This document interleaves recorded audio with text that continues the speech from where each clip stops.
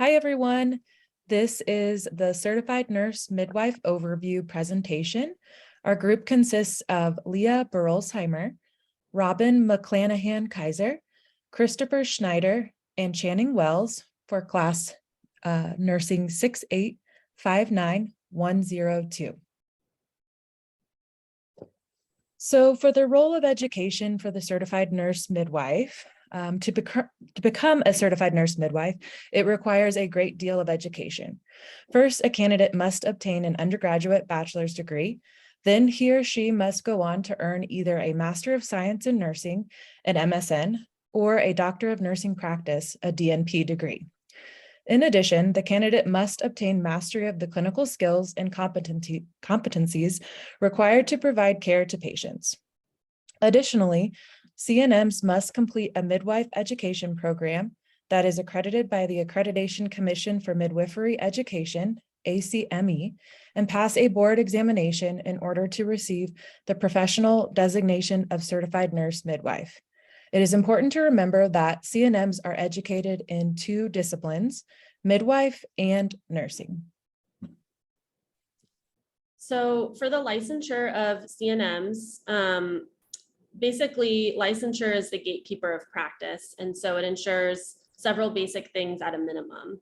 So it ensures that each CNM has passed required competency assessments, that they've taken their boards and have become certified nurse midwives, and that they uphold their licensure by completing required continuing education hours. Licensure is then regulated on a state-by-state basis. So practice can vary a bit between states, but currently CNMs do hold prescribing rights in all 50 states. Some information specific to Colorado, DORA is the body that regulates CNM licensure here. So they're technically CNMs are licensed as APRNs. And in order to apply for licensure, Colorado CNMs must have an active Colorado RN license.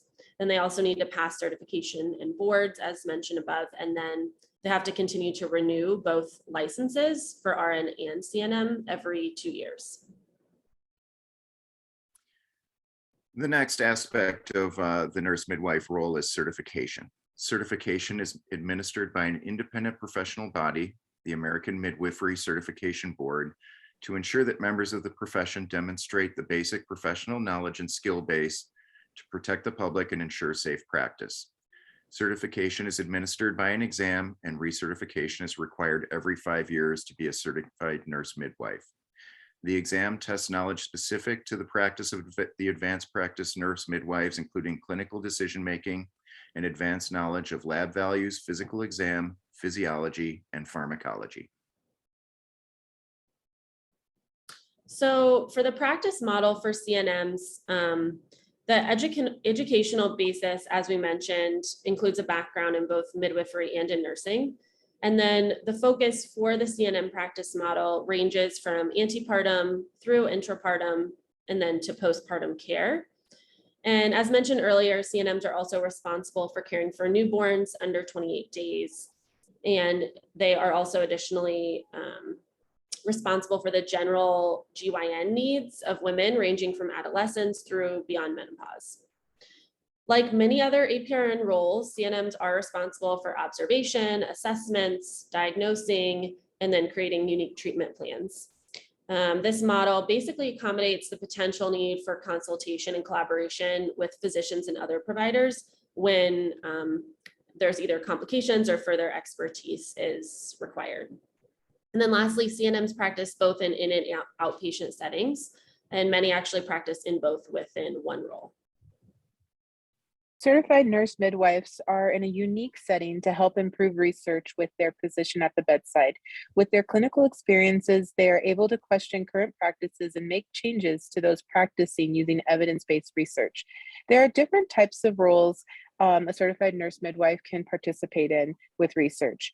When I looked this up, I found that they could already participate in a current research by bringing their knowledge, or they can become a principal investigator or co-investigator, which means that they are gathering data firsthand at the bedside.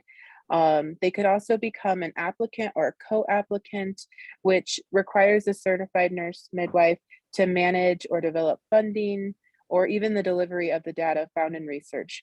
Of course, research can be really motivating to certain nurse midwives, and they can go further with their education and obtain a doctoral degree and become a clinical scientist. These individuals oftentimes step away from the bedside and dedicate their time to research practices only. As always, a true barrier to furthering developing research in a specialty of midwifery is for funding, but there are several avenues one can choose to participate in research development. Being a certified nurse midwife requires a core competency as an educator. So by this, I mean that a certified nurse midwife must be able to educate her patients as part of the care process. A CNM must be able to demonstrate the knowledge, skills, and abilities to provide primary women's health care throughout the pregnancy process, which in addition to providing care involves education to the patients in many ways. These include preconception care, comprehensive gynecologic, reproductive, and sexual health care, antepartum care, also referred to as prenatal care, which consists of all-encompassing management of patients throughout their pregnancy course, intrapartum care, which covers the care of healthy women and their babies during labor and immediately after the birth, care following the pregnancy or postpartum care, and finally, the CNM must be able to educate the patient and independently manage the care of the newborn immediately after birth and up to 28 days of life. A CNM's role as an educator to her patient is extremely important because a CNM may be the primary source of information for a patient, and the patient must be able to trust in the knowledge and care from her certified nurse midwife. In one of our studies by Dr. Hamlin, it was indicated that more mothers between the ages of 16 and 24 that were in low-risk pregnancies chose a certified nurse midwife for their birthing experience over an OBGYN physician. These statistics are exciting because they are showing how certified nurse midwives hold their own at the clinic as clinical experts at the bedside. A certified nurse midwife can obtain a doctoral degree, which allows them to develop and manage research projects as well and become educators in the field. Certified nurse midwives can be leaders or act as change agents in a variety of roles. There are 4 domains where CNMs can be leaders that can affect change and improve patient experiences and outcomes: clinical leadership, professional leadership, health systems leadership, and health policy leadership. CNMs utilize clinical expertise and collaboration to promote practice that respects and promotes the health of the woman and child. At a system and policy level, CNMs can advocate for patient-centered practice standards, guidelines, and policies. CNMs can provide leadership that respects and acknowledges the normal physiological processes in the absence of complications and demedicalizes women's health and childbirth. Furthermore, CNMs can be effective in advocating for clinical practice, guidelines, and policy that can improve care for marginalized communities that have experienced poorer outcomes, such as younger parents, parents of color, and persons with fewer financial, social, and health resources. Certified nurse midwives have to collaborate and consult multiple professions. These are just a few. Since the certified nurse midwife will be taking care of the neonate up to 28 days, they will transfer care to a pediatrician. Important information will need to be shared about the birthing process and the infant's progression. In some cases, there is need to advance the level of care because the pregnancy is too high risk, and the certified nurse midwife will require a consult with a physician. And occasionally, a certified nurse midwife will need to consult a nutritionist to help patients' dietary needs. This can be seen in gestational diabetes and PCOS patients. So just to conclude a few of the things we talked about, CNMs are licensed providers with either a master's degree or a doctorate degree. They obtain their certification through the American Midwifery Certification Board, and once obtained, they will recertify every 5 years. CNMs also provide an array of care, including writing prescriptions, performing annual exams, diagnosing, creating unique treatment plans, and more. And they're ultimately providing care to women from adolescence through beyond menopause. And as we mentioned, they can serve as the main provider for infants that are under 28 days of life.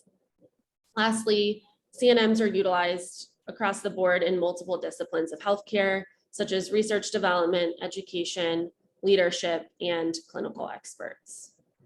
So that concludes our presentation, and the following 2 slides are our references. And thank you for watching.